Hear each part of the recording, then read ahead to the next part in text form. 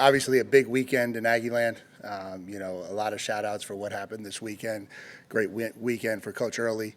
Finalized by a tremendous comeback on Sunday. That was great to see those guys getting on a roll.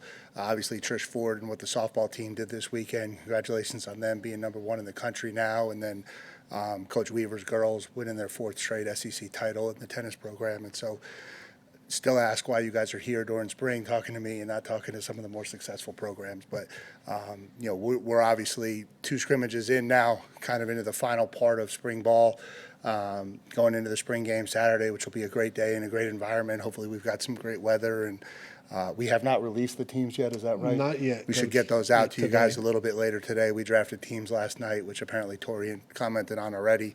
But, we're excited about this thing and where we're going. And so from there, we'll kind of open it up to questions. Start second row, Alex, and then down front, David. Yeah, I talked with Armage earlier. What is it about him you think that his teammates chose him as a team captain, just the way you've seen him assimilate to this program the last year? Yeah, I think probably the energy.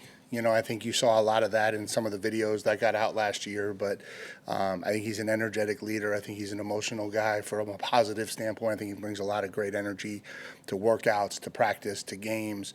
I think from that standpoint, I think people kind of identify him as a guy that does that, and ultimately probably what led to the votes that he got. And spring transfer window open today. Just how active do you anticipate you guys being? And are there any positions particularly that you think you guys need to hit? No, I think like everything, I think you're always evaluating kind of where you are. I think the biggest thing is value. I think adding to add is never a good sign. I think if you're just out there adding, it probably means you got a lot of concerns about your roster. So I don't feel like we're in that position. I don't think we'll just add to add. But I do think, in this day and age, you have to be constantly on the look and on the move, trying to find where value can improve your program. And we'll certainly do that across the board. Down front right, David, and then Olin. Mike, how do you manage the stress of this particular period, knowing that you got a spring game to prepare for, you've got the portal opening up, you're still waiting on the house settlement, all these things? I know last year you went through a lot because it was the first year with the program, but it seems like it doesn't stop, especially right now. And selling a house and buying a house, and my son turns 21 today, and my older son's picking a college, and my daughter. I was just going to keep going for you. Scheduling a press conference at noon. That's how I handle it. So I can come in here and spend some great time with you fine folk. No, I just think it's part of the job. I think nobody wants to hear us complain. Nobody wants to hear us whine about what's going on.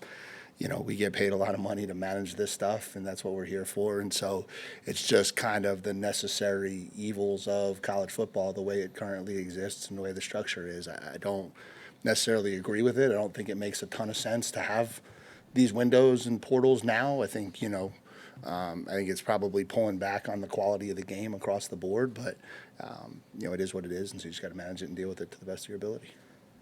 And go to Olin right next to you, and then Travis. If I ask you a couple things, Mike, first of all, I wanted to ask, what areas or in what ways have you seen that you feel good about what you've seen so far through the spring? Yeah, so I'm a little bit more like you during the spring from a standpoint of there's yet to be a play where all 22 guys have done it completely right. And so on every play, I'm pissed off about something that's not to the quality that it should be. And so I'm a really bad guy to ask during spring ball how things are going, because I just think when you're going against yourself, you're just trying to drive it, like you really are. Like you don't really have time to look up and go, oh, okay, here's where we're at relative to where we want to be, or here's where I thought we would be. It's literally every single play, every single day. This needs to get fixed, so that's got to be the urgency. And so, I think by and large, our program has taken a step forward. I think the way we practice, the tempo that's out there, there's a feels like we're crisper, feels like we're sharper. There's less penalties at practice. There's less formational issues. There's less procedural issues. There's less busted communications. But again, it's still not perfect, and so that continues to be the driving point always, I think, through spring.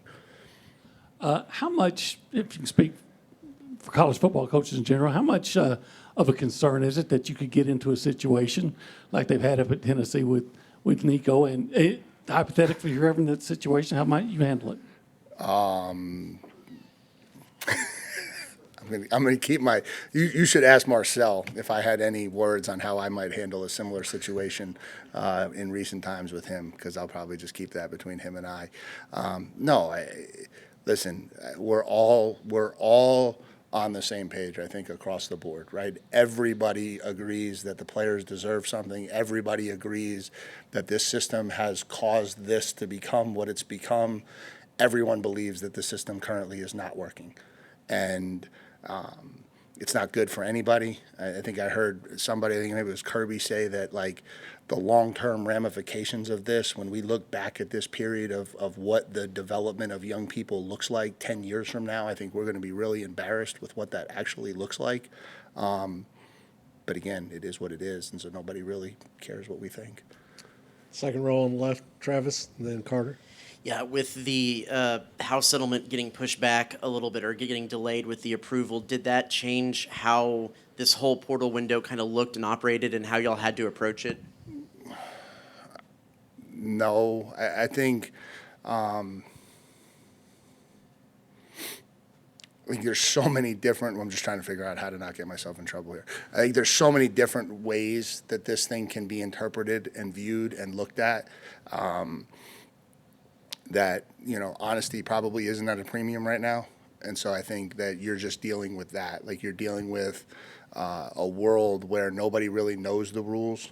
So whoever can create the biggest story about what the rules actually look like probably wins. And so you're just constantly trying to manage through that at every level. And so, until there becomes some clarity on where this thing is going, we're going to live in that world. And honestly, and this is what I've said to recruits, like that clarity is not coming with the house settlement. That clarity is not coming for another year probably before we actually truly figure out what all of this means, how it's all being implemented, what it all really looks like. And so it's not like, as a coach, I'm not sitting here going, oh, cool, the house settlement's going to get done and that's going to create clarity.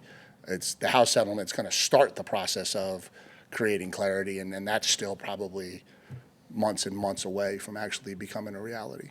And if I'm not mistaken, do y'all play normal rules in spring game? Yeah. Why is that important to you? I just think it's important for the kids. I think, if I was a player and I went through, 13 practices banging head to head against each other, it would be really cool to go out there in Kyle Field in front of fans and play a game. And that's the reward to me that we give the players is, we allow them to draft the teams. We don't put a lot of restrictions on how they draft them. We don't look at this as, and I told the players this, we had a closed scrimmage on Tuesday morning. That was our final scrimmage. That was for us. That was our biggest evaluation piece. This is for them to kind of be the cherry on top of spring ball and go out and compete with each other, have fun competing with each other, play a game and try to beat your teammates. And that's what Saturday is for us. Front right, Carter, and then left, Tony.